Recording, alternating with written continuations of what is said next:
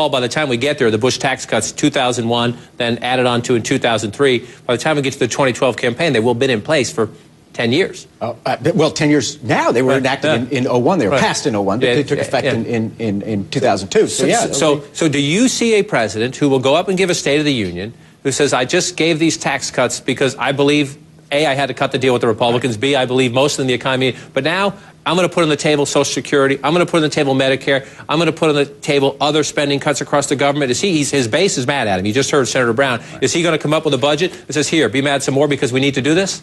I don't know. It'd be pretty interesting if he did. I don't think so, no. I think, first off, what the president needs to do is explain to the American people what caused this deficit. Okay? I worked in the White House. We balanced the budget. And the next administration, the Republican administration, squandered the entire surplus, and here's what they did it on. Tax cuts for the rich. Mr. Obama has now endorsed tax cuts for the rich. 2 wars we're not paying for. Mr. Obama has tripled the troop levels in Afghanistan. He said he would in the campaign, and he's been good to his word. A prescription drug benefit with no way to pay for it, which nobody's talking about making seniors actually pay for. And then this god-awful recession.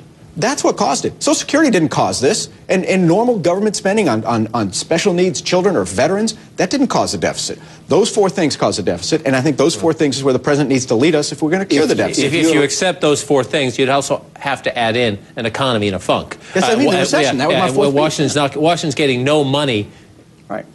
But also, if you are a Republican, you are happy that the president is, in essence, defending Bush tax cuts. The point that Paul made earlier when it came to payroll taxes, what Democrats, same thing, emails and phone calls are saying is, oh, wait a minute, you should be having a discussion about Obama tax cuts as opposed to Bush tax cuts. And so Republicans are certainly, I think, winning in that particular area as well. You also look, when the president had tax cuts in the stimulus bill, 95% of Americans got tax cuts. The perception on the right was it didn't even exist. And so he's going to have not only a battle with the left when it comes to the details of the plan, but also how do you sell it? How do you sell it? He's going to have to stick to this whole notion of I did it to protect the middle-class voters, and he's really talking to, I think, independent voters politically. If it helps the economy, if the economy starts to come back, and you can say some of it at least is because of these tax cuts, then we'll be having a very different conversation a year from now. But if it doesn't roar back, and Ben Bernanke last night was on 60 Minutes saying it would be 5 or 6 years before we get back to 6% unemployment in his view, how can you justify the Republicans got some candy here, they got the tax cuts they wanted, maybe the Democrats got some candy here in terms of the unemployment extension and that payroll tax Paul talked about, but someone's going to have to pay for that candy someday. Well, I think the bigger problem for this president right now is that that one of the things that he's under assault under right now, like he's lost the big middle of the electorate, is because he hasn't shown that he's had a willingness to dig in. Now, I'll take a very clinical approach here because I think that I agree with what the president did today. I'm glad that he gave in to Republican demands.